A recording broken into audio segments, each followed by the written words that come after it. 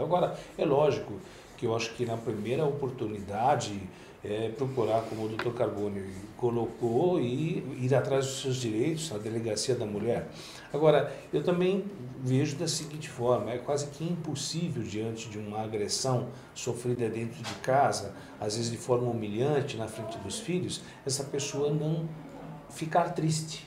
Só que o preocupante é o seguinte, se você tem na sua receita de vida a informação da possibilidade de depressão, e essa tristeza for muito intensa e por muito tempo, essa tristeza pode servir de gatilho, Dr. Carboni e doutora Tatiana, e desenvolver uma depressão. Ou seja, aquilo que era uma depressão, aliás, uma tristeza reativa, serve de gatilho para aquilo que você tem como um potencial dentro de você hereditário. Os principais sintomas: tristeza, vontade de chorar, às vezes sem motivos, problemas com sono, às vezes a pessoa acorda muito antes do horário que ela previa, que foi programado, a pessoa tem uma dificuldade tremenda em dar sequência às suas iniciativas, e o pior de tudo isso é quando a pessoa começa a sentir que a vida dela não tem mais valor.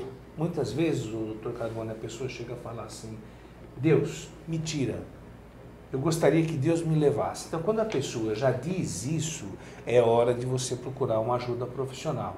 Porque, além de poder ser uma chantagem, ela pode estar, sim, anunciando um projeto, um objetivo, que é colocar ponto final. Agora, o que eu posso garantir a vocês é o seguinte, que quando isso acontece, vocês imaginem a intensidade da dor psíquica para o indivíduo passar por cima do instinto da sobrevivência e procurar a morte. Imaginem a dor que isso ocorre. E nós não podemos esperar. Uma vez que a pessoa manifesta a ideia de morrer, procure imediatamente uma ajuda profissional. Haroldo, eu sinto uma coisa também. Eu tenho um monte de cliente que chega lá depressiva, mas de anos. Às vezes elas passam 10 anos sofrendo, 15 anos. Elas ficam esperando os filhos crescer para depois poder se independer. Isso é verdade. E vocês não veem o que eu vejo de mulher com câncer.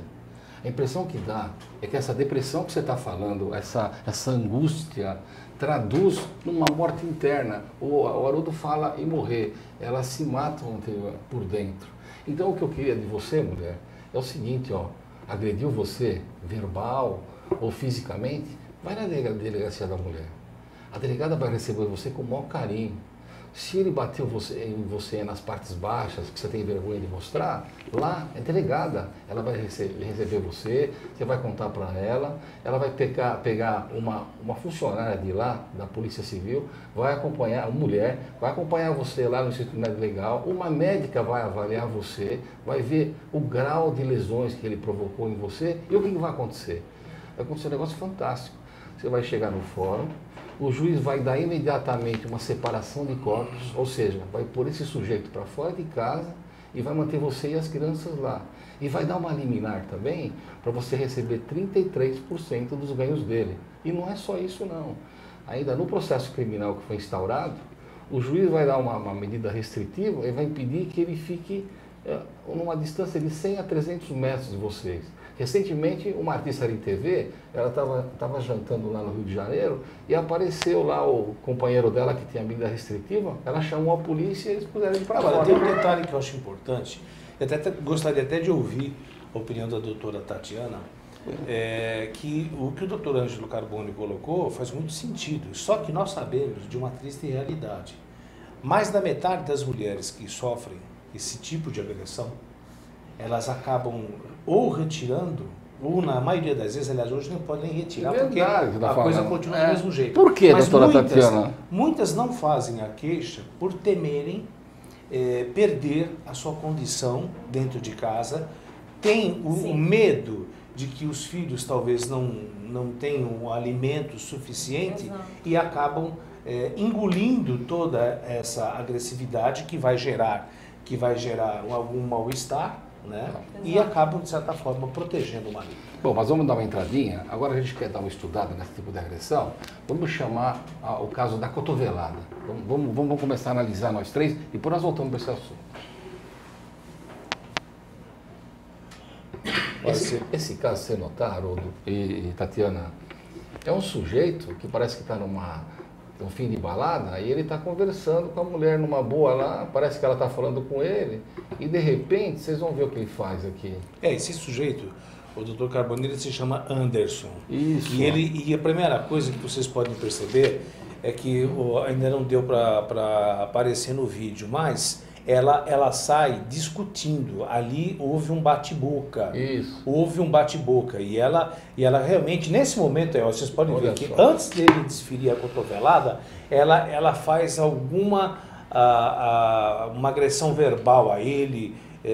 Não se sabe direito o que foi, mas o que se sabe e que se tem certeza é que ela o agrediu verbalmente. Olha aí, quer ver?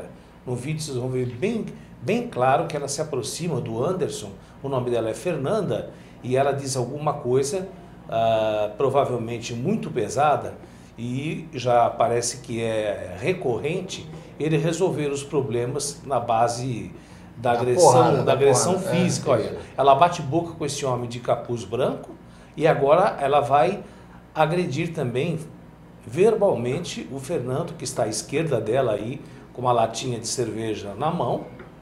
Né? Ela se chama Regina César. Tatiana, o que você acha dessa agressão? Olha aí, gente, olha. Absurdo. Olha aí. Olha isso, um absurdo. Inaceitável.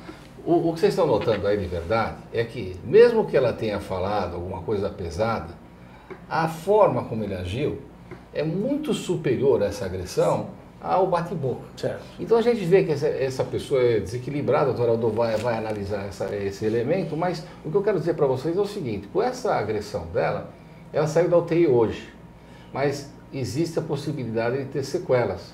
Esse sujeito está preso por 30 dias numa prisão provisória, mas provavelmente ele vai ser denunciado por tentativa de homicídio qualificado. O motivo é fútil, porque ela devia estar lá verbalizando com ele e ele agrediu numa situação muito maior. A pena que ele vai pegar varia de 6 a 12 anos. Eu acredito que ele vai ficar preso por um bom período, mas marginais como esse estão cheios. Então você, mulher, que tem que sair, sai com gente que tem um pouco de capacidade, porque não é normal isso daqui. E outra coisa que vocês não sabem, as testemunhas presenciais que estavam lá juntas, foram lá na delegacia e disseram que não viram nada. Só que com o vídeo agora que foi gravado, percebeu-se que elas estavam presentes lá. E elas vão ser ouvidas novamente. Nessa inquisição, elas podem ser presas por falso testemunho, que é uma pena também pesada. Agora, sabe um outro detalhe? Eu não sei se há possibilidade aí da produção colocar de novo esse vídeo, mas porque existem alguns detalhes assim interessantes. O que me chamou a atenção no comportamento desse rapaz, que ele tem, se eu não me engano, 34 anos, e ele já tem passagem. A hora que ele dá a cotovelada e ele percebe que ela caiu, que ela bateu a cabeça, e olha, para que vocês tenham uma ideia, ela teve 3 traumatismos cranianos. Agora, eu gostaria que vocês prestassem atenção como ele olha, a hora que ela está caída no chão, parece que é como se fosse um pacote. Ele olha, dá uma olhadinha, aí uma outra pessoa vai e faz a medição para ver se ela está com batimentos cardíacos ou não, colocando as mãos na garganta. Então, ele simplesmente, nesse momento, ele desumaniza a Fernanda como se ela fosse um pacote, ou então, olha aí, ó, ele deu realmente, e olha como ele olha, depois ele volta para o outro lado, e em nenhum momento esse sujeito mostra arrependimento, mostra vergonha, não presta socorro, ou seja, eu até diria o seguinte: se você conhece uma pessoa que não costuma se colocar no lugar do outro, uma pessoa que não tem empatia, como vocês acabaram de observar, o sujeito não se arrepende, não mostra clemência por aquela menina, não socorre, não volta, não reflete no que fez, a melhor coisa é se afastar desse tipo de pessoa. E eu até diria o seguinte: não o conheço, mas pela ficha que ele tem e pelo procedimento dele, eu diria que tudo leva a crer que pode ser um psicopata, ou seja, um sujeito que ele está sempre em primeiro plano, em segundo plano, ele não se preocupa, Tatiana, com ninguém, as suas necessidades devem ser satisfeitas. E esse tipo de indivíduo, amigos internautas, é o tipo de sujeito que não tem cura. Uma vez que ele chega a esse ponto e ele não desenvolveu esses sentimentos nobres, dificilmente um sujeito desse vai ser ressocializado. Por isso que, na minha opinião, para determinados tipos de crime, doutor Carbone, eu sou a favor, não da pena de morte, mas no mínimo uma prisão perpétua para determinados crimes, como o Champinha, que barbarizou aquele casal aí no Taboão, e outros bárbaros crimes que nós vimos com requintes de crueldade. Essas pessoas não têm cura. Agora, eu não sou obrigado a conviver com esse tipo de pessoa na rua. É um temor. E o perigo que a gente tem de verdade numa situação dessa é o seguinte, ó, se ele sair, ele vai lá dar um jeito lá e consegue com o advogado dele, ele pode fazer a mesma coisa. E vocês notaram que ele estava bebendo, alcoolizado na rua. E ele não teve a mínima pena de fazer isso para a moça. E, agora, mas pela tese do Haroldo aqui, é muito pior. Se declararem que ele é tantã, que ele é louco, esquizofrênico, como ele está dizendo, ele vai para uma penitenciária de maluco e vai ficar internado lá e não volta mais, vai ser lindo. Peraí, uma correção aqui para agregar, agregar. A loucura é uma história, a esquizofrenia é uma história. Psicopatia, o indivíduo ele sabe o que está fazendo. Sim. Então ele não é inimputável. Ele responde perante as leis. Ele tem conta bancária, ele sabe onde é que ele mora. É uma pena, é uma pena, é uma pena. Então, a hora em que ele está. Porque o louco, quando ele comete, aliás, é muito difícil o louco cometer crime. O louco mesmo é difícil cometer. Mas em geral, ele inclusive ele nem dissimula a situação do crime. Às vezes ele na loucura dele ele explica, olha, eu recebi uma voz e Deus pediu que essa pessoa partisse hoje. Então ele tem todo um discurso. Então como é que você enquadra ele? Porque, eu acho que é um psicopata. Mas o psicopata não tem que ser internado no hospício? Não, ele tem que ser preso. Tem que ser preso e cumprir a pena. O psicopata, doutor Carbone, é aquele sujeito que os atos dele são maldosos. Porém, ele tem um raciocínio que ele chega aqui perto do senhor, ele aqui diz aqui uma série de coisas, contrata o seu serviço, agradece, ele é capaz de se emocionar diante de algumas coisas bonitas que nós possamos colocar aqui no ar, mas na primeira oportunidade que ele tiver para lhe passar a perna, mesmo que isso custe um sofrimento seu, e aí muitas vezes até a morte, o indivíduo chega a fazer para se beneficiar. Sabendo que é errado. Mas a tristeza que dá é que essa moça tem sequelas, pode ser que ela não volte nunca mais a ser o que era, tá? Ela vai ter um prejuízo irreversível nessa situação e que você está me dizendo é o seguinte, ele vai responder por um homicídio qualificado por motivo fútil, vai pegar 6 anos, vai cumprir ainda nem preso não está, e vai ficar aprontando por aí e é uma bomba relógio. Pelo amor de Deus, é um absurdo. Me parece, se eu estiver errando aí, vocês por favor me corrijam, porque hoje é o primeiro programa aí, mas se alguém puder dar uma checada aí, me parece que ele já tem um homicídio. Já tem? Parece que ele já vai sair nunca mais. Um homicídio. Ou então, a situação dele não é tão simples Mulherada, não sai mais com um bandido, sai fora disso daqui, é um perigo. Agora, a gente quer falar do Doda. Tem a palavra, mestre. O Doda a gente trabalhou muito junto, eu e o Haroldo, a gente ficou acho que 1 ano falando sobre ele. O Haroldo que deu o indício que ele devia ser preso. Sabe a hora? Bom, acho que vocês devem estar lembrados, e esse é o caso da Bianca. Da Bianca, Bianca, aquela garota linda, em que vocês estão vendo aí no vídeo o Sandro, e ela foi violentada de uma forma que eu até não me sinto muito à vontade para passar para vocês. Eu vi o resultado da perícia. O que esse cidadão fez com a cunhada é alguma coisa monstruosa. E sabe o dia que ele se entregou? Ele se entregou num dia que eu estava num outro programa de televisão e eu perguntei para ele assim, ô Sandro, como é que você vê a atitude do sujeito que fez isso com a sua cunhada? Aí na época o advogado dele, que eu também vou preservar o nome, se recusou a que ele respondesse. Aliás, eu nunca entendi como é que o indivíduo, numa situação de testemunha, precisa levar um advogado. Ele não era acusado, era uma testemunha, porque precisava de advogado. Aí ele falou, não, eu faço questão de responder. Ele falou, eu faço questão de responder. E sabe qual foi a resposta dele? Ele falou, é um sujeito frio, é um sujeito maldoso, é um sujeito perverso. E para mim, quando ele entrou, ele devia estar muito doidão e ele tinha uma outra intenção, provavelmente roubar a casa, e acabou encontrando aquela maravilha e mudou de ideia.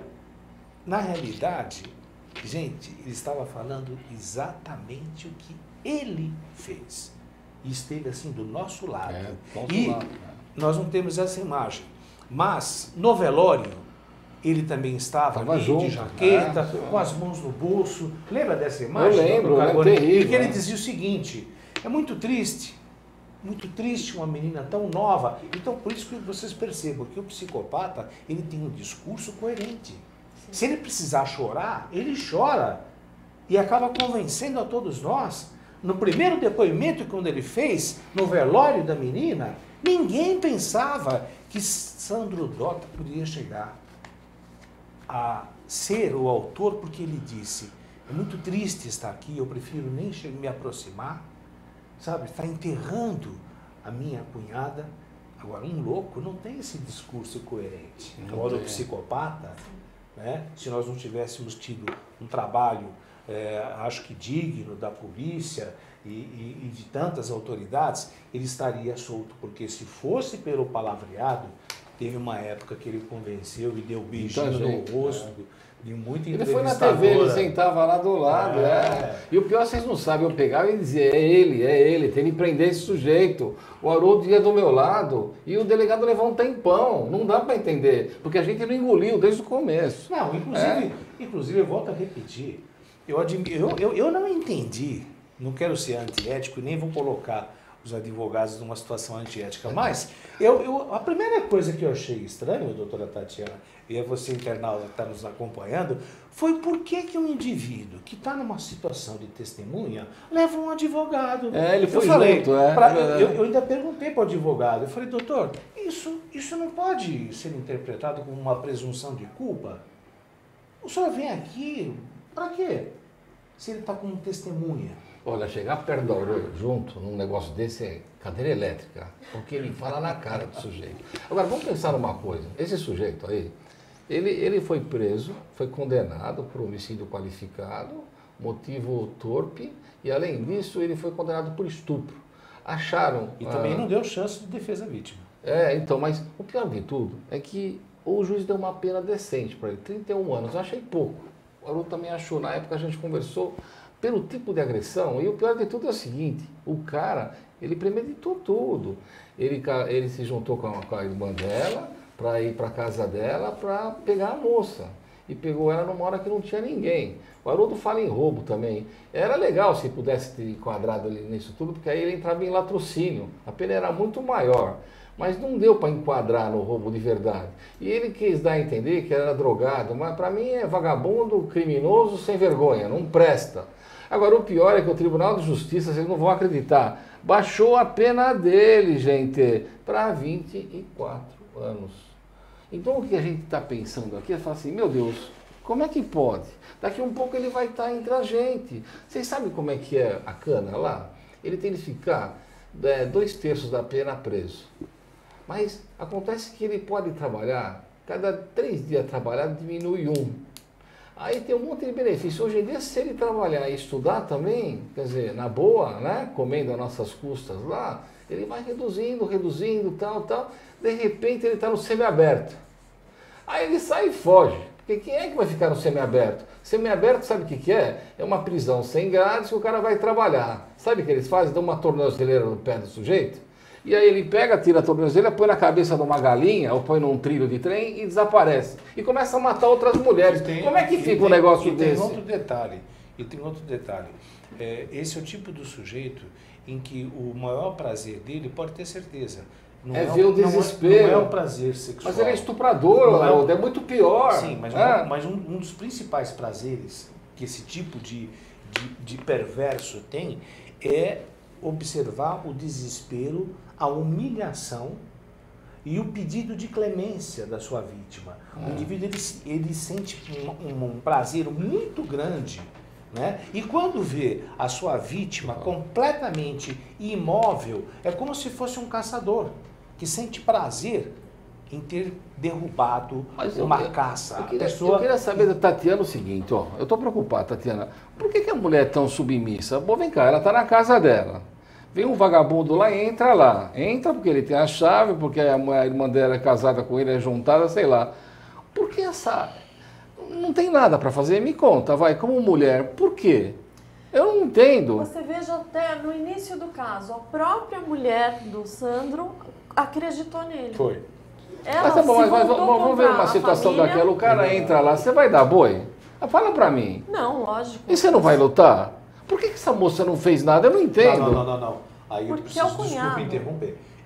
Ela sim, foi encontrado, não se esqueça, na calça dele uma gota de sangue e também nas unhas Tinha pele. Ela ia pegar um porrete, uma faca, devia meter bala nele. Ela lutou, só que tem o seguinte, quem observa o corpo dela e o corpo dele, ela não teve a menor chance, mas eles lutaram. Lembra-se daquelas imagens? O televisor caiu, os móveis todos desarrumados. Por quê? Porque ela lutou até onde ela conseguiu. Agora, a situação dela ali não era fácil. Não. Ele fechou a boca. Agora, em outras situações em que você tem condição de você sair de casa, por exemplo, você tomou um tapa. Se você já tomou um tapa, então ele vai contar isso depois dos comerciais. Espera um vai pouquinho esperar só, o quê? Haroldo. Ele conta depois dos comerciais. Vamos lá.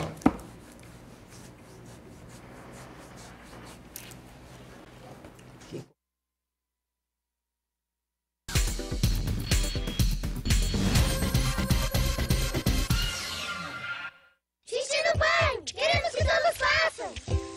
Homens, mulheres, crianças, brasileiros ou não, nobres, plebeus, músicos, desportistas, pessoas que são metade homem e metade monstro, coisas do além, lendas brasileiras, lendas gregas, pessoas boas, pessoas não tão boas, gênios da arte, gênios da ciência, trapezistas, amantes, pessoas de outros planetas, fenômenos do cinema. Enfim, se você faz xixi, tá convidado.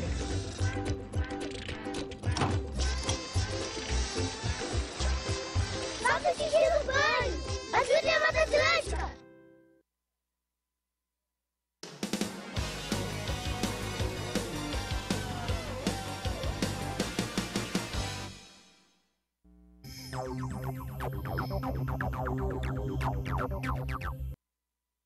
Tudo tem a ver com alguma coisa.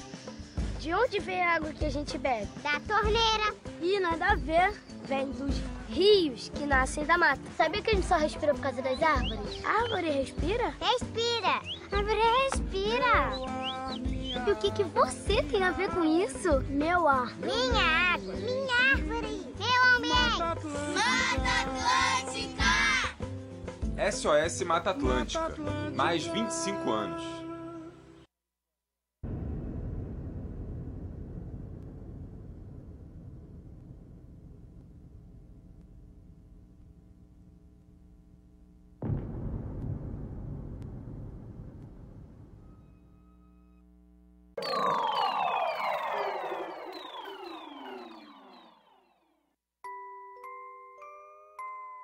As nossas recordações são os nossos maiores tesouros. Carregamos durante toda a nossa vida. Manipular, distorcer ou implantar falsas memórias, além de ser uma violência, é crime. Somos responsáveis por esse tesouro. Não promova alienação parental.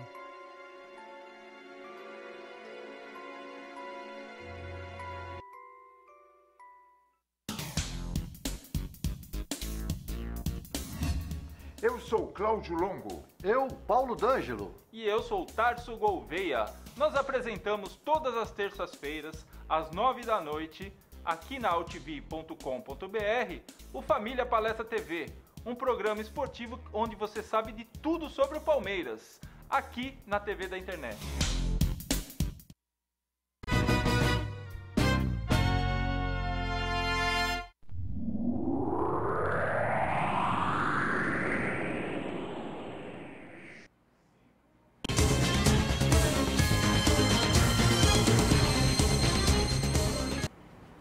Você está na UTV, hoje com o programa de estreia Pergunte ao Dr. Carbone, programa que vai ao ar todas as quartas-feiras, das 18, por enquanto, até as 19h30 e já ir com projeção para muito mais.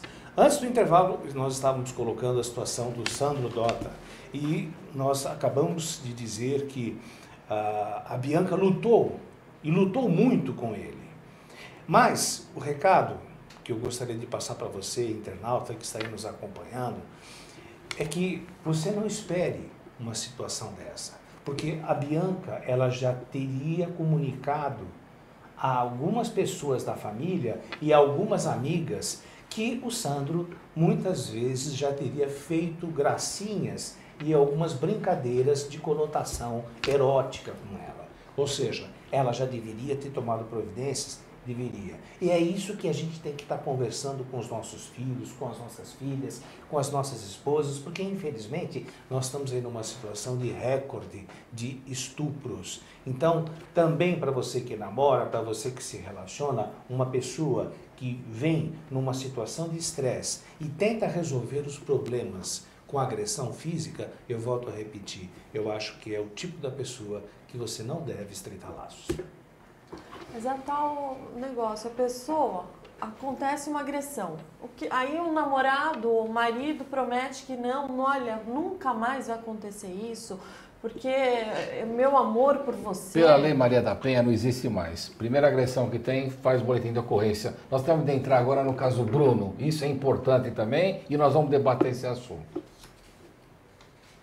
Nossa, com relação à atuação dos advogados. Não, tudo bem. Porque assim, esse caso Bruno aqui, o doutor Carbone deu uma cortada. Mas ela tá falando, né? Tá falando ou não? Tá. Nós estamos no ar. Então estamos lá. O caso Bruno é gozado, porque eu e o doutor Haroldo, a gente esteve presente desde o início, desde o comecinho dele, desde o que aconteceu. Eu me lembro na época, o Haroldo indo comigo lá para Confins, para a gente entrevistar essas pessoas e conversar com eles. Foi. Mas a preocupação da gente, sabe...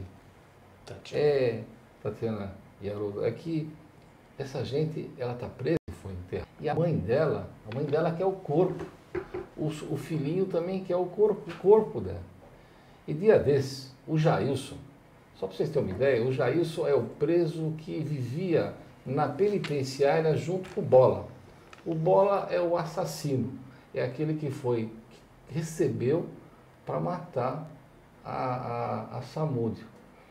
E é gozado do jeito que ele conta. Eles são confinados, são presos com prisões altíssimas, eles ficam assim numa espécie de seguro. E o seguro lá era uma enfermaria. E justamente nessa enfermaria não tinha portas. Então as portas não eram de trancar, a porta de abrir normal, assim, cada um tinha o seu cubículo. E o Jailson tinha, como ele estava preso lá há muito tempo, há uns 17 anos, já tinha a TVzinha dele, tinha aquela estrutura na cela dele.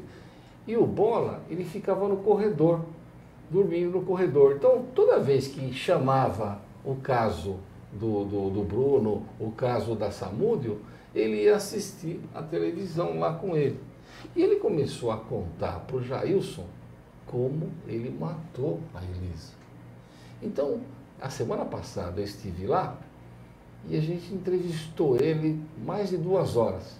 A gente vai trazer essa matéria aqui também, futuramente aqui para vocês. Mas o que me espantou, gente, e eu quero discutir isso aqui hoje, é a forma como o Bola matou a Samúdio. Diz que o Macarrão, junto com o Bruno, levaram ela para lá, junto com o sobrinho dela, entregaram para o algoz. Esse sujeito de capuz, aquele capuz ninja, foi lá, pegou a moça e arrancou o filho dela, devolveu lá pro Macarrão ou pro Bruno e falou assim, deixa eu cheirar a sua mão. E puxou a mão dela. Aí falou assim, você fuma maconha, cheira droga? Ela falou, não, minha mão não tem nada disso. Sabe o que ele fez? Cortou a mão dela. Cortou a mão dela viva. E depois enforcou e queimou essa moça. Eu digo, meu Deus, que horror. Cobrou R$75 mil para fazer isso. E tem mais ainda. Só não matou a criança porque eles não levaram o dinheiro, o resto do dinheiro. Então eu pergunto para vocês, será que não bastava só matar? Para que essa tortura toda? Eu não entendo o matador. Haroldo, explica isso. Bom, eu acho que desde o começo desse fato, a gente percebe diversas situações que chamam a atenção. Primeiro que na época o menor, que era colocado como JR, né? Isso.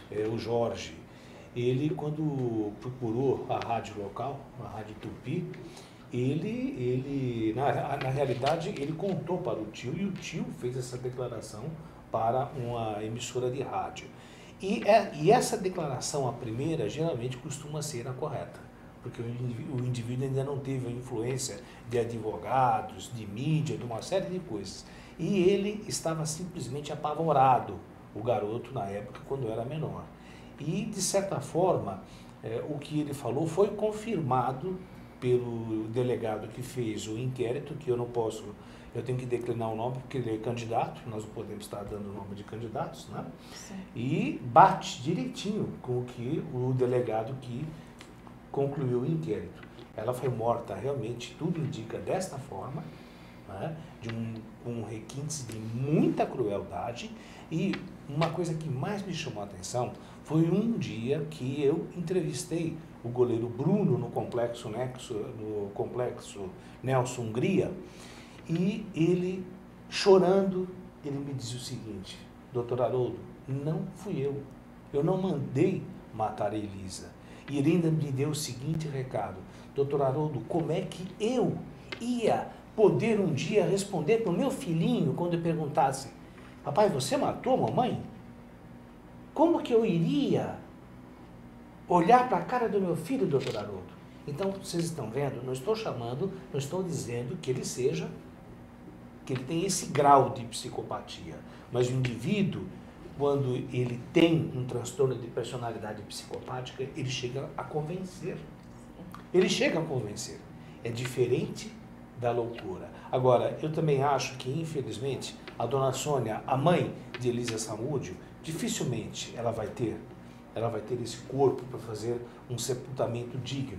Quando ele apareceu agora novamente na mídia, o Jorge, que é primo do goleiro Bruno, porque o Sérgio, que também esteve envolvido, na realidade, por ele mesmo, o Jorge disse que o Sérgio teria sido liquidado. Agora, ele me desapontou, porque eu achei que realmente ele teria levado as autoridades, a perícia, naquele terreno em Vespasiano, teria levado e garantido que sabia onde é que estava o corpo de Elisa Samúdio, e ainda disse: está do lado de um coqueiro, mesmo que o coqueiro lá não esteja, eu sei dizer onde é que estava. E ele falou isso com uma segurança que para mim o caso estava encerrado. Agora não entendi, porque esteve lá uma retroescavadeira e o operador, já quando começou a trabalhar, ele falou: estranho, porque esse terreno aqui está tão sólido que dificilmente teve alguém que cavou uma sepultura como ele teria dito. E realmente não se encontrou nada. Aliás, até gostaria da opinião dos doutores, doutor Carboni, que é criminalista, qual teria sido a intenção dele? Deixa eu ouvir a Tatiana para mim. O que você vê sobre isso, de uma Tatiana? Informação que não era. É uma crueldade verdadeira. E eu acho que ele quis o quê? Induzir a erro, como olha... Mas não... para proteger quem? Para se proteger, até dizendo, olha, porque não tem nada a ver com a história. A partir do momento que ele voltou a confirmar, eu acho que ele está numa situação difícil com o pessoal que está preso. Ele ficou numa situação comprometedora. Claro, entrou com bem, quem está preso. Está morto, Entendeu? Agora, o que está por detrás disso que eu não consegui entender? Porque para mim ele ia falar: está aqui, ó, o corpo está aqui, e se achasse o corpo, o Bruno Ou será livre. Que não fizeram coisas piores com esse corpo e não estão querendo falar? Já, isso é gozado, isso aí o Gelson falou também. Ele disse o seguinte, que ele não acredita que queimaram. Sabe por quê? Porque nesse campo que eles dizem que eles davam tiro lá, que matavam os outros, lá, esse campo que o Bola tomava conta lá, e que diz que tem uma cisterna, que provavelmente tem jogado lá nessa cisterna. Ele dá a entender que se fosse lá, Tem muita gente de fora que viu o fogo. Diz que para queimar uma mulher nos pneus, como eles falam, micro-ondas, aquilo sai uma fumaça. Exato. E as pessoas de lá iam perceber. Então ele descarta a possibilidade, ele falou, mas eu não acredito. Mas uma coisa que ele deixou, e que eu acho que ele tem razão, que parece que o Jailson também teria dito, que teria ouvido do Bola, quando o Bola disse, achar Elisa Samúdio, só se os peixes falarem. Isso, porque ele fez Agora, aí vocês vão se lembrar que mais de uma vez aquela lagoa é falado, é verdade, mergulharam mais de uma vez, entendeu? E outra, que também o delegado que dirigiu esse inquérito, ele fez uma declaração que eu acho que também faz muito sentido. Esse tipo de delinquente, ele é tão profissional, vamos dizer assim, que na hora em que ele retalhou, em que ele matou Elisa Samúdio, ele pediu para que todo mundo se retirasse. Porque, evidentemente, se tivesse 4, 5 pessoas que fossem testemunhar onde é que esse corpo ia ser desovado, alguém já teria dado com a língua nos dentes. Exato. Então, o tipo de sujeito que faz, e faz com habilidade, ou seja, matou, agora sai todo mundo daqui e ninguém sabe o que mas o Jailson contou uma coisa que você não sabe. Ele falou que, como ele é matador, ele tem souvenir. Ele cortou a mão dela porque ele guardou, como ele guarda os olhos, como ele guarda os dedos, ele não está por dentro daqui. Ele guarda e diz que ele coloca num vidro os olhos e fica olhando os caras que ele matou, os dedos das pessoas. Então, pelo menos, se ele tivesse braço... Seria muita ingenuidade. Ele vai guardar uma prova, vai criar uma prova contra ele mesmo. E o Jailson falou que ele guarda, que ele tem 3 casas, tem até um sítio. Não que seja impossível, porque existe mas ele contou. Esse tipo de psicopata. O Jailson contou para mim, se vocês pegarem e me levar nas casas, eu tenho certeza que ele sabe. Ele não fala, porque tem 2 policiais ainda que estão sendo processados, que também faz parte do esquema. Só para vocês entenderem, esse Jailson está condenado a 37 anos de cadeia. É um latrocínio. É aquela pena que ele falou que é pesada demais, e se tivessem tocado no Dota aqui, ele pegava 36 anos e ficava quieto lá. Porque você vai roubar e mata. E ainda estupra. Aí o Dota ia pegar uns 40. Então, nessa circunstância, o Jailson contou que esse sujeito, ele pega... a vontade dele, ele não se limita a matar a pessoa. Ele quer ter um requinte de crueldade. E depois tem que explicar por que isso daqui. Cortar o braço de uma pessoa não é normal. Agora, cortar o braço e depois guardar os pedaços, isso que eu acho estranho. Não, mas se você for analisar... Que personalidade é essa? Esse é o tipo de sujeito que ele tem, além dessa psicopatia, ele também deve ter outras anomalias. E isso seria uma forma de ele sempre ter... É como se fosse uma medalha. É como se fosse um diploma que ele tivesse alguma coisa que o levasse a tudo que ele fez. Mas você não acha que ele podia guardar isso lá dentro? Temos mais de um psicopata nesse caso. Então, mas aí está estendido porque ele guardou um pedaço, como o dos outros, está muito bem guardado, pode estar dentro de um negócio, mas existe. E se a gente conseguir achar isso daí, a gente vai achar um pedaço do corpo da Elisa e a mãe dela vai poder enterrar. Eu acredito que ele não iria criar essa prova para ele mesmo, porque isso seria uma constante perseguição. O que eu acredito, sim, é que ele deu fim, acredito que ele deu fim no micro-ondas e depois as cinzas jogou na lagoa. Por isso que ele falou, só se os peixes falarem. E todo mundo mergulhou naquela lagoa e ninguém achou nada, e na minha opinião ninguém vai achar nada. Tanto é que a justiça já expediu, porque enquanto não há corpo, existe desaparecimento, não homicídio. Mas não pode acontecer dele achar que ele é muito inteligente isso, e guardar eu também acho, uma parte da mão, alguma coisa, então, ninguém agora, vai achar. Agora, o que é isso? Explica qual é o nome disso daí. O que você tem aí, você tem graus de psicopatia. Psicopatia, eu já disse, é o sujeito perverso, maldoso, ele não se coloca no lugar de ninguém, ele ignora o sofrimento do outro. Mas há alguns sujeitos que, além dessa psicopatia, eles têm alterações neurológicas, alterações no lobo temporal, na amígdala, no sistema límbico, que neurologicamente você percebe que alguma coisa andou errada, mas não que ele não responda pelo que está Sim, fazendo. ele sabe que é errado. É o tipo de alguma coisa que dá a ele, no momento, muito prazer. Entendeu? Como se, por exemplo, eu ganho uma joia e de uma pessoa muito importante, eu ganho uma medalha de ouro quando eu disputei alguma coisa, eu guardo, por quê? Porque eu vou me lembrar daquilo com muito orgulho, eu ganhei. Então, quando ele mata esse tipo de sujeito, ele também sente um prazer. Eu abati. E a memória disso, para que fique sempre e que eu possa reviver, seria colocando a mão a medalha em algum lugar. Agora, isso não quer dizer que ele tenha feito e que ele seja tão perverso a esse ponto.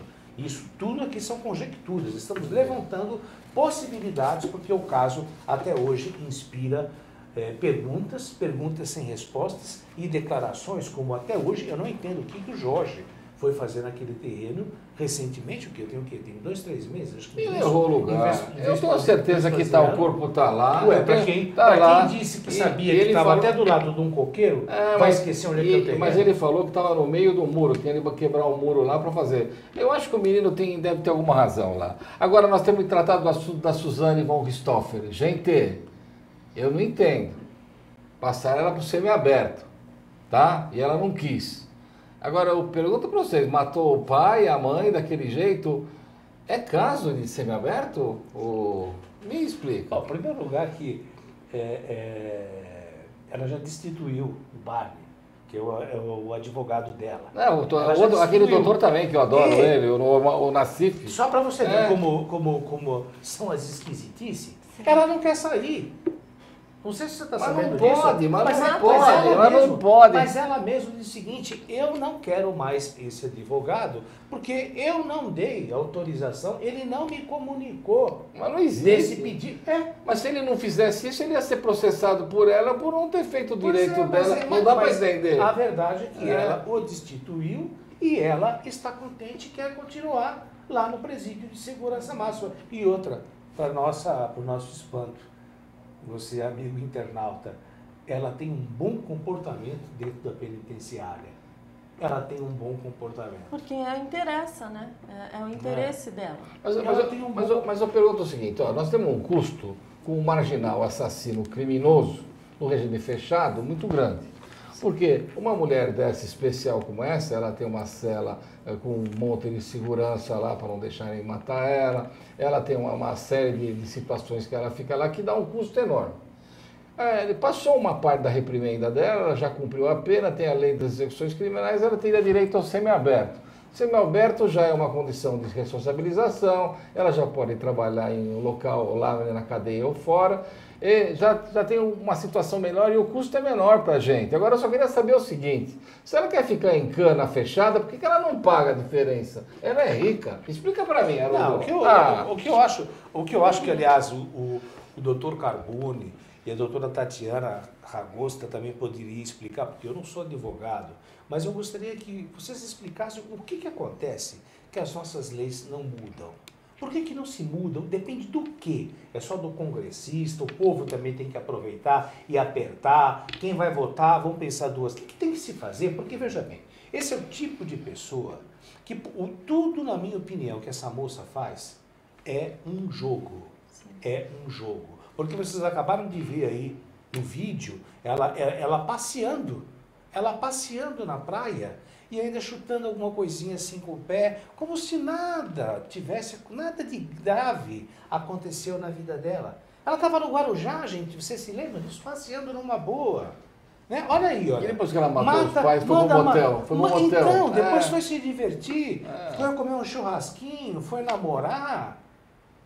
Então, é o tipo da pessoa que, vamos dizer assim, tá por qualquer motivo lá dentro, não quis sair, eu ainda não sei bem o porquê, mas que ela estava reivindicando a herança. Ela quer. Mas o gozado é que na época do júri, ela foi lá e desistiu. Eles fizeram uma petição dizendo que não queria, depois agora ela quer o dinheiro do pai dela e da mãe dela. Agora, o que eu não entendo de verdade é o seguinte, como é que uma mulher com um grau de periculosidade, com essa cara de pau que ela tem, ela matou os pais numa boa, ela está fazendo a mesma cara de hoje. Hoje ela não quer ir pro semiaberto. Olha lá, tá lendo um passarinho. Se dá moleza, ela come o passarinho. Ou senão tem que pôr um capacete na cabeça do passarinho. Não tem cabimento, não tem cabimento. O amigo internauta já deve ter visto. Você vai pro presídio, como tem gente que se torna evangélico? Sim. É tudo É. lá. Maioria, Todo mundo sabe ler a Bíblia. Mas nos Estados Unidos eles são executados na cadeira elétrica com a Bíblia na mão. Eu acho lindo lá. Mais uma forma de pega mostrar, fogo junto. Mais uma forma de mostrar a dissimulação. Porque esse indivíduo, quando sai do sistema fechado e vai para o semiaberto, eu não acredito que ele vá continuar frequentando uma igreja e abrindo a Bíblia como abre lá dentro. Então, tudo isso é para que você possa entender que a grande parte desses indivíduos são pessoas que estão dissimulando. Exato. Eles estão dissimulando. Quer um exemplo melhor? O maníaco do parque. Aliás, o que também me chamava a atenção nesse caso, eu sei que não está na pauta e vou pedir desculpa para vocês, mas Dr. Carbone, o que ele recebia de carta de Ele mulher? casou no presídio. Gente, e a maioria eram de mulheres evangélicas que achavam, me desculpe Jesus, mas que Jesus iria modificá-lo. E elas se interessavam. É impotente, tarado, não tem jeito, o cara não serve pra nada. Nos meus mais de 50 anos recebi tanta carta na minha vida quanto ele. Eles colocam foto em jornal, estou privado da minha liberdade, para a pessoa se corresponder. Mas vamos voltar para a Suzane. A Suzane é o seguinte, a impressão que me dá, pelo que de janela que eu tenho, e eu fiquei até com pena que o advogado dela é um amigão meu, não é esse que você falou, não, é esse também, mas tem outro também que ele fez um júri comigo. A tristeza que me dá é ver ela tá gozando. Olha, fizeram um processo para mudar ela de regime. Ela teve que fazer exame psicológico, ela teve que fazer uma série de requisitos, ela gastou dinheiro do Estado, para depois ela falar que ela não pediu nada, depois a culpa no Nassib lá, que ele que fez. Mas sabe de verdade por que ela não quer? Ela está escolhendo, porque estão fazendo um semiaberto lá, novinho, bonitinho, lá na cadeia. O mais triste então de tudo ele isso, quer esperar mais um pouquinho lá. O mais triste de tudo isso, que eu tenho certeza que o internauta quer escutar do Dr. Carbone e também da doutora Tatiana, é o seguinte: se não fosse a pressão da mídia, Suzana já estava no semiaberto e o Champinha já estava solto. Estava passeando. Aquele que matou o casal no Tabuão. A justiça só deu um jeito aí de arrumar um laudo, alguma coisa, para segurá-los. Agora, quantos outros, principalmente quando vai chegando em Dia dos Pais, Dias das Mães, Natal... Às vezes não tem pai, eles não tem mãe e sai para roubar. Pois é. Agora, por que a justiça, por que não se muda? A minha pergunta, eu tenho certeza que também o internauta quer saber. Nossos parlamentares. O que acontece? Por que não se muda um Código Penal de 1942? Olha, eu vou responder, é facinho isso daqui. Os nossos parlamentares não estão a mínima com a gente. A gente não tem segurança nenhuma. Tiraram o porte de arma, ninguém tem direito à arma. Se você andar com uma faca na rua, você vai preso. Agora você pode ser assaltado. Ladrão tem arma. Por exemplo, teve um safado aí que foi comprar uma 12 lá no Paraguai para vir aqui meter bala nos outros. Então o que eu acho é o seguinte, não é normal o que está acontecendo com a gente. Falta segurança, falta alimentação, falta educação, a turma fica nas filas do SUS lá esperando para ser atendida e eles pagam 30 anos de INSS. E a doutora sabe muito bem disso. Então o que eu acho de verdade aqui é que isso aqui é uma baderna. Eles não fazem um código novo porque eles não sabem fazer. A lei das execuções penais é antiquíssima também. Agora, uma coisa a gente tem que separar e tem que dizer que é verdade. Quando a pessoa é executada a pena, ela pegou uma pena e ela está cumprindo, e se ela cumpre direitinho, que nem a Westhofer faz aí, ou eles arrumam um laudo dizendo que ela é maluca e interna no hospício, que é o caso dela, que eu acho que devia acontecer, ou se não, pega e tem que libertar mesmo, porque a lei está dizendo, é uma lei antiga, 1900 e banana.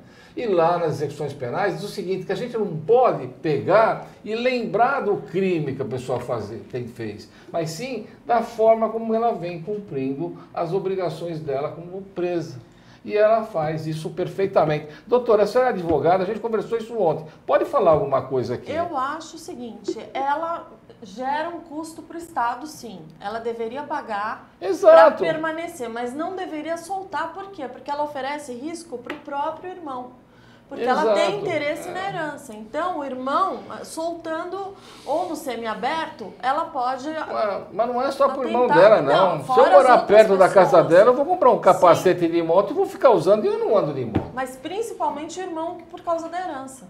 Sem dúvida, que é o intuito dela. Eu também, eu sou a favor da prisão perpétua. É lamentável porque qualquer colega que estiver assistindo, um psiquiatra forense, sabe que é o tipo de pessoa que não se regenera.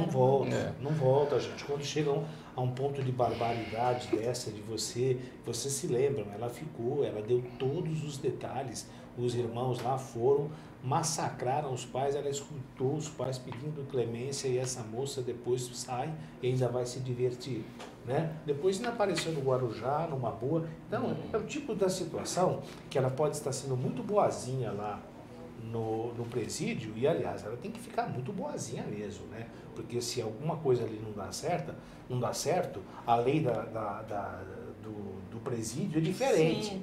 Né? Tanto é que o agente penitenciário não quer nem saber, da grade para dentro vocês se virem. Então ela tá boazinha. Agora, ela solta e no dia a dia, conosco, eu não me sinto merecedor de estar junto com uma pessoa nessas Olha, eu peço desculpa, doutora Harolda, doutora Tatiana, a posição aqui é pena de morte, de executar essas pessoas, eles não têm a mínima condição de ressociabilização. Eu gostaria de ver eles todos enforcados, desculpe, viu? Vamos passar para o comercial.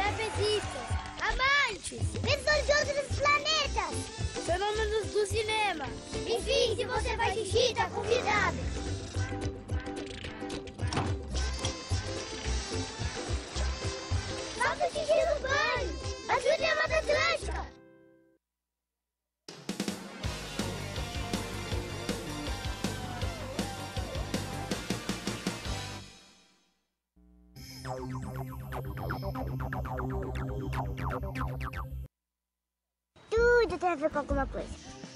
De onde vem a água que a gente bebe? Da torneira. Ih, nada a ver. Vem dos rios que nascem da mata. Sabia que a gente só respira por causa das árvores? A árvore respira? Respira. A árvore respira.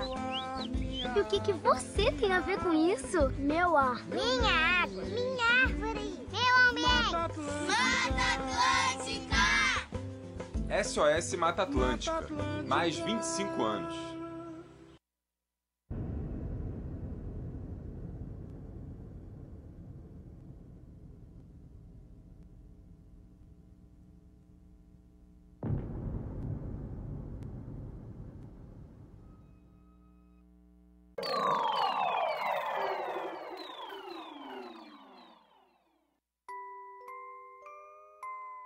As nossas recordações são os nossos maiores tesouros.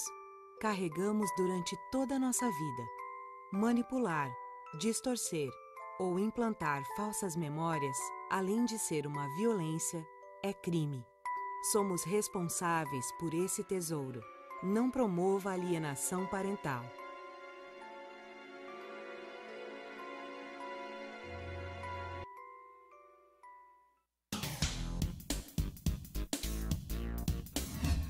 Eu sou Cláudio Longo. Eu, Paulo D'Angelo. E eu sou Tarso Gouveia. Nós apresentamos todas as terças-feiras, às 9h, aqui na altv.com.br, o Família Palestra TV, um programa esportivo onde você sabe de tudo sobre o Palmeiras, aqui na TV da internet.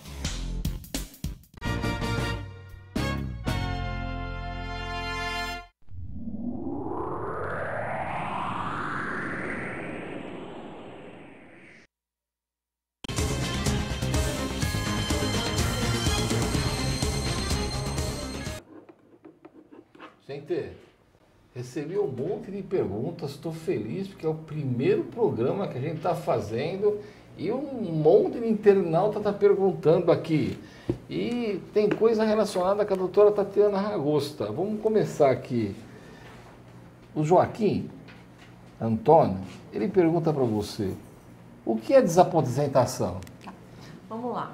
Joaquim Antônio, desaposentação é para aquelas pessoas, em tese, que trabalham depois de aposentadas, né? E aí o que a gente faz? Elas querem uma revisão na aposentadoria.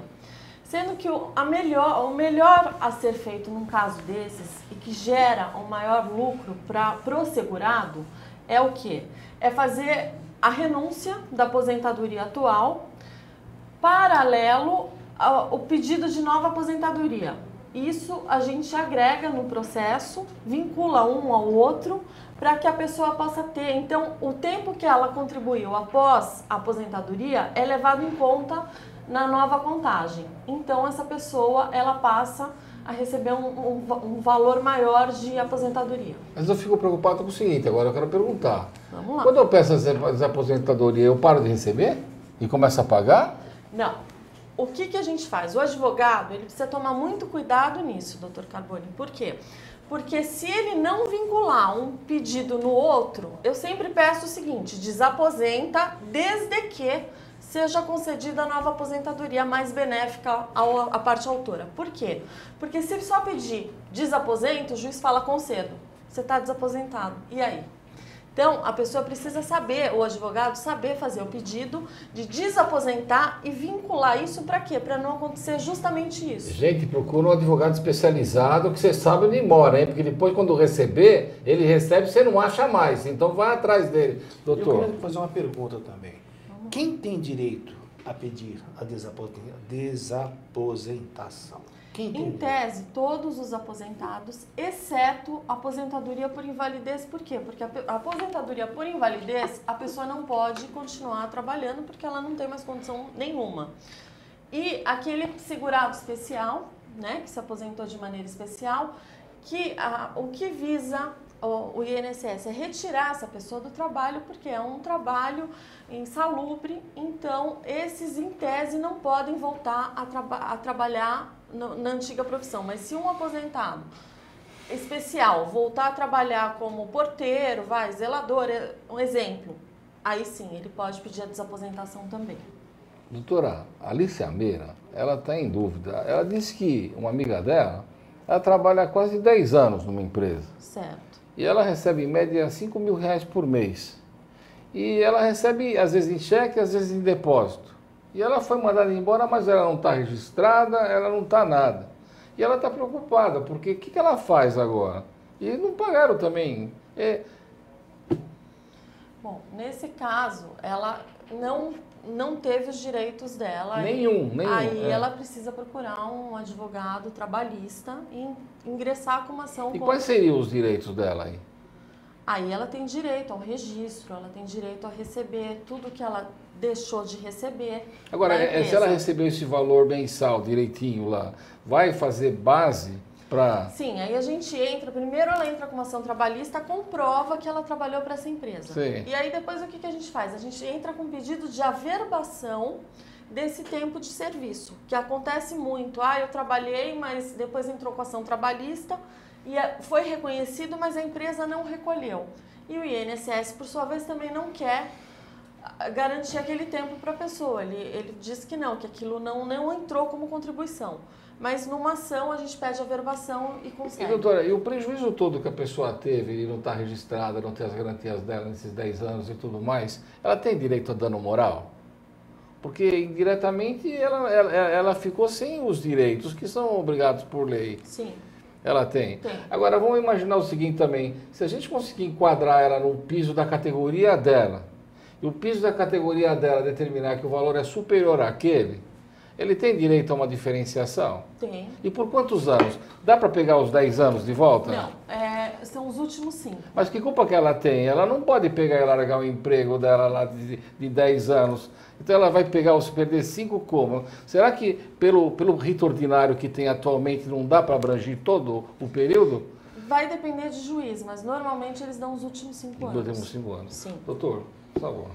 Existe alguma lei hoje já em vigor que regulamente a desaposentação? Não, hoje a gente está baseado o quê? Em decisões, tá? O que existe é a aposentadoria reversa, que é para funcionários públicos, mas no caso de desaposentação, não, é baseado em jurisprudência.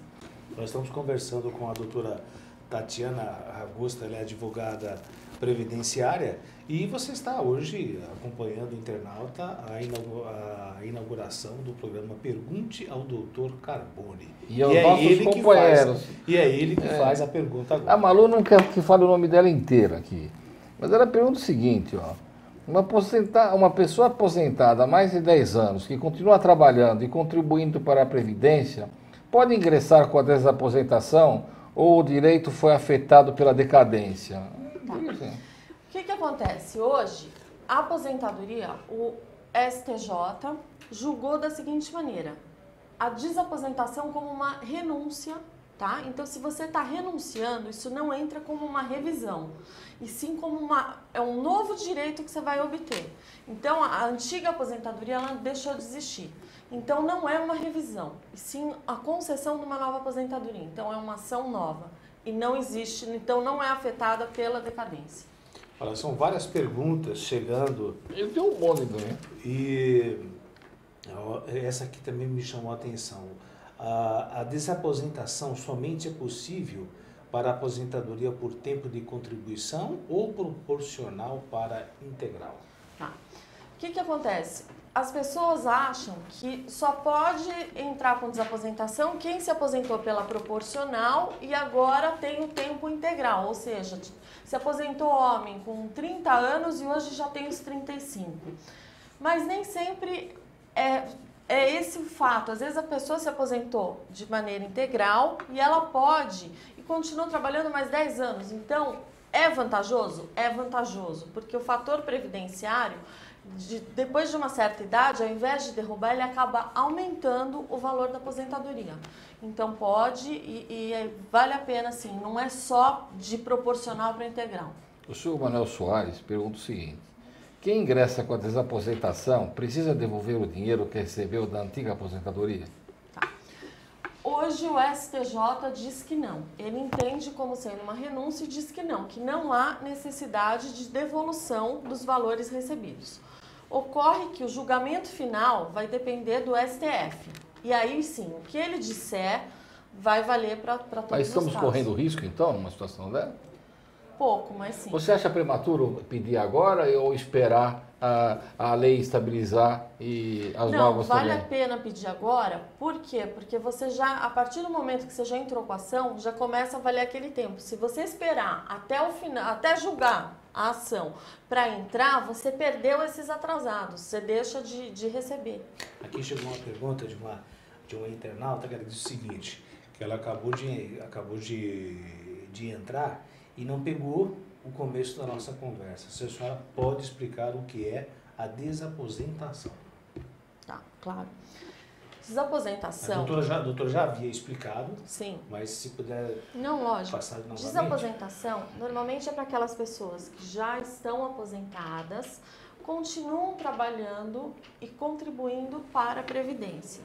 Então, a gente entra com pedido para desaposentar, ou seja, a renúncia da aposentadoria atual, desde que seja concedida uma aposentadoria mais benéfica. Então, a aposentadoria atual, ela morre, é como se ela nunca tivesse sido aposentada. E ela passa, então, a receber uma nova aposentadoria, muda o número do benefício, muda tudo.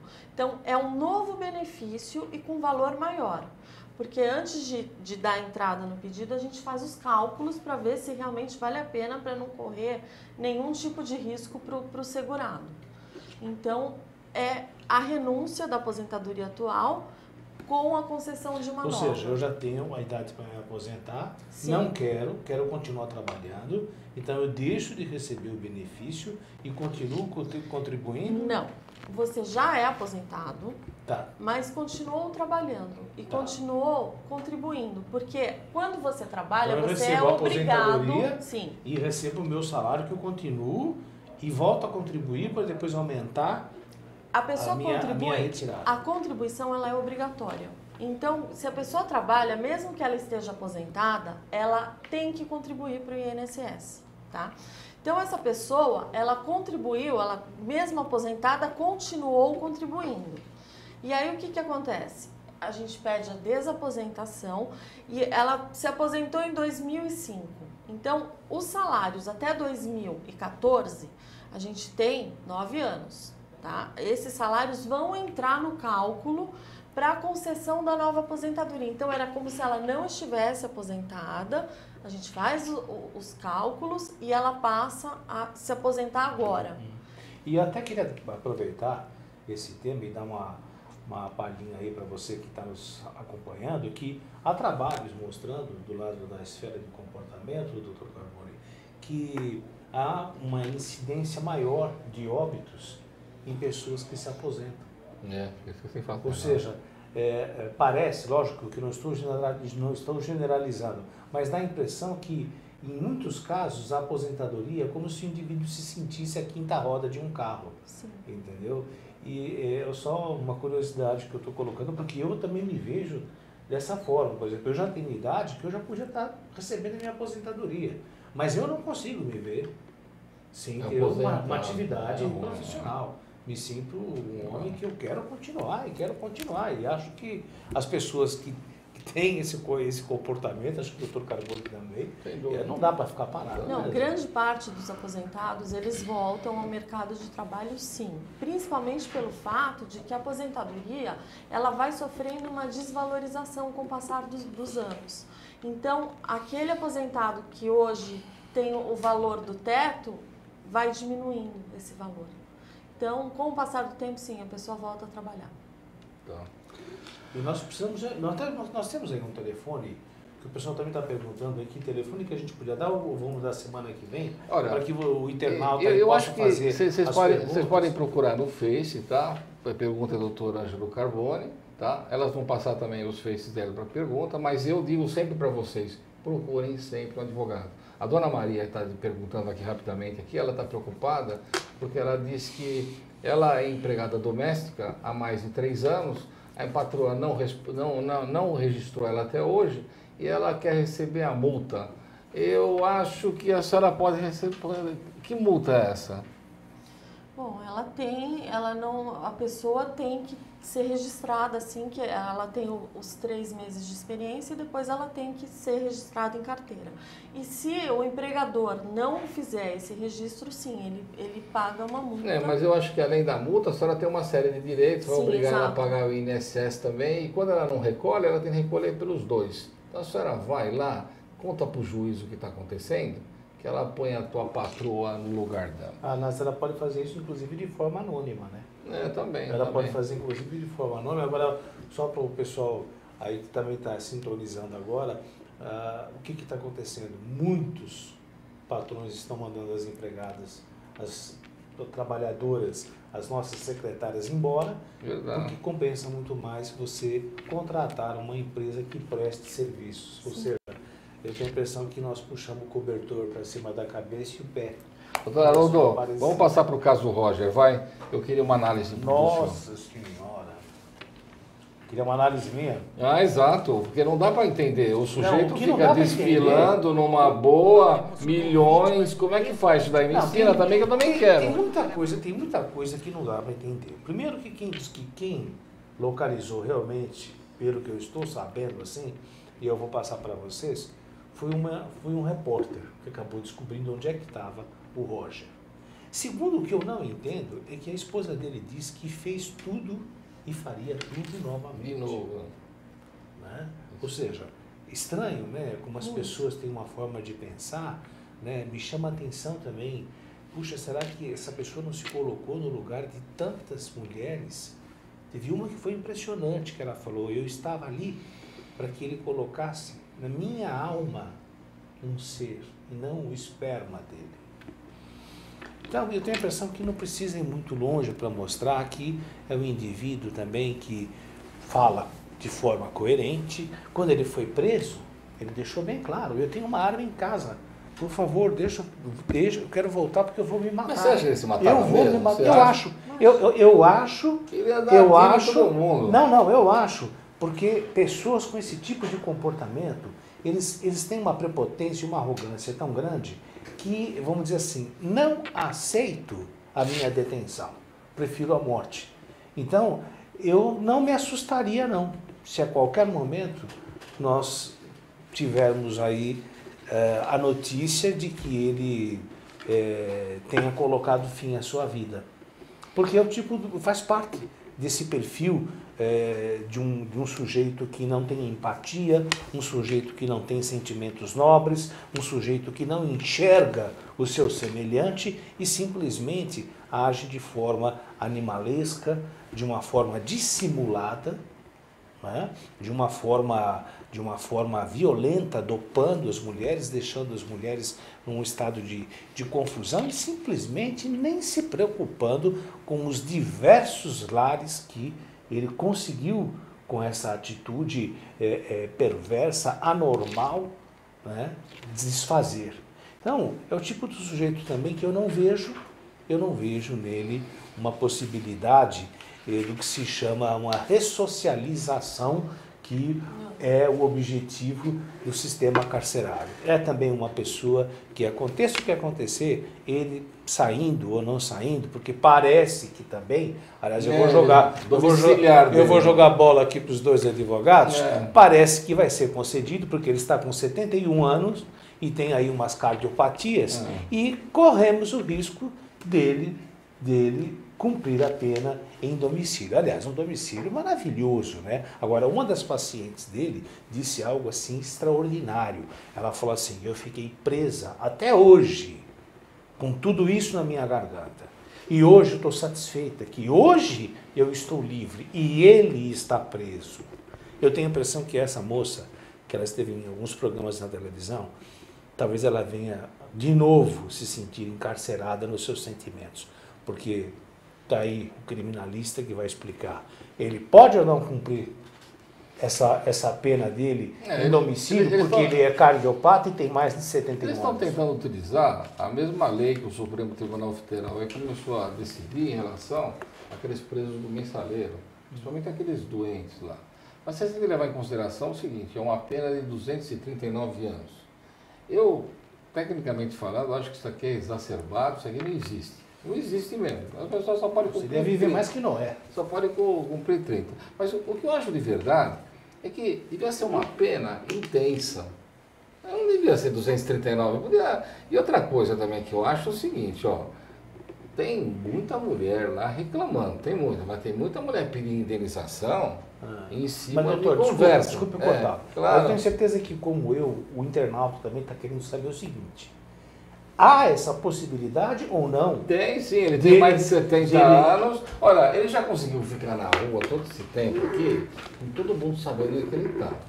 Precisou pegar uma televisão, ir atrás dele e levar. Eu já vi um monte de irregularidades aí. A prisão dele é um absurdo. Ele estava preso lá no Paraguai, ele precisa ser preso lá, depois ele tinha de ser extraditado, os advogados dele deviam fazer um monte de documento, lá, um monte de processo. Ele teria inclusive o direito de aguardar em liberdade da prisão domiciliar na casa dele. Não podia pegar um avião e mudar aqui.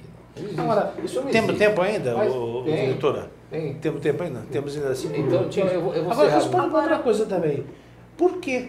Por que ele não poderia receber ordem de prisão dentro do domicílio dele? Tiveram que esperar um momento numa via pública por uma questão de legalização. Só se tivesse um mandato. E a lei lá no Paraguai é diferente da nossa aqui. Mas, olha, gente, tá tudo errado, hein? Não podia fazer isso, não podia trazer ele no avião para cá. Isso é um absurdo. Na verdade, deviam anular essa prisão e devolver ele para o Paraguai. Agora, vamos lá, outra situação. A pena corporal dele. Ele é idoso, ele é doente, ele vai pedir a domiciliar. Ele vai ficar preso na casa dele por um grande período, lá, provavelmente lá os próximos 25 anos. Mas eu entendo o seguinte, Esse cara nunca cumpriu pena, nunca na vida. Ele ficou acho 4 meses na cadeia. A hora que ele pisar lá na casa dele, vai sumir de novo. E o gozado é que ninguém quer achar ele. Só quem chora são as mulheres que sofreram na mão dele. Ele foi um algoz. Esse cara está gozando. O dinheiro que ele tem, já já ele vai conseguir um monte de benefício. Eu acho isso um absurdo. Sem contar que ele criou agora, do ponto de vista jurídico, a investigação de maternidade. Porque ele espalhou óvulos de mulheres que podiam ter filhos para aquelas que não podiam. Você não sabe, tem uma história que diz que ele engravidou todas elas. É tudo dele aquilo lá. Agora, eu acho que o internauta sabe disso, mas vale a pena a gente colocar de novo. Há determinadas profissões, qualquer médico que trabalha na esfera, que trabalhava o Roger, ou um ginecologista, sabe que o ideal é sempre trabalhar com uma enfermeira. É claro, porque além de auxiliá-lo e dar também um certo conforto ao paciente, você não sabe, a enfermeira se torna testemunha. Devia estar presa junto. Não, é isso. Olha, eu não quero citar, eu não vou citar o nome porque é antiético, porque não se tem certeza. Mas esse procedimento, me parece que dificilmente ele fazia esse procedimento sozinho. Ele tinha outros médicos que ajudavam. Claro que tinha, assistia. Agora, se tinha outros médicos que ajudavam... Agora, por que só ele, 239 anos? Dá para todo mundo. E outra coisa, bloqueia os bens dele. Né? Ele vai ficar vendendo uma casa por 16 milhões, outra por 15, vai dar grana para todo mundo e vai embora. E outra vai coisa, dar um abraço para nós. E outra coisa, se ele tiver direito a essa prisão, eu que não fiz nada. Não, nós vamos querer fazer também, não tem cabimento. Eu já tenho uma certa idade e eu gostaria de ir mas uma das casas dele. Se soltar esse cara, desculpe, os maridos vão lá e vão matar ele. Mesmo sem ter cometido, mesmo sem ter cometido nada, o pessoal que está aqui dentro do estúdio, eu acho que eu gostaria de ir para essa... Olha, ô marido, vocês são muito quietinhos. Se fosse eu, não era assim não, viu? Eu não ia querer dar uma peninha pro cara que vai dar de pinote, não. Eu ia buscar ele. E eu tenho certeza que você também ia. Acho que estamos chegando no final aí, olha. Olha aqui, então, o programa bom é assim mesmo. Olha, você está aqui na UTV hoje, o programa de estreia do grande Dr. Ângelo Carboni. Pergunte ao Dr. Carboni. E nós temos que deixar aí novamente o endereço rapidinho, o Facebook. Primeira coisa que eu acho é o seguinte, eu quero agradecer a meus amigos, ao Haroldo, que é meu irmão inclusive de maçonaria. Eu tenho o meu irmão Henrique, que por trás de tudo me ajuda muito também, é um engenheiro que vai estar aqui sempre. A minha esposa Sâmia, que se não fosse ela, eu não estaria aqui. A doutora, que é uma gracinha aqui, eu já conversei com um monte de gente e eu quero ela muito trabalhando nessa área. O Haroldão, que está sempre comigo do meu lado aqui, é um irmão assim, que a gente não pode abrir mão. Estou esperando só o Lordelo. O Lordelo, vem para cá, vai, aqui é mais quente. Queria mandar um abraço para todo mundo e semana que vem a gente está aqui. Haroldo, para suas considerações finais.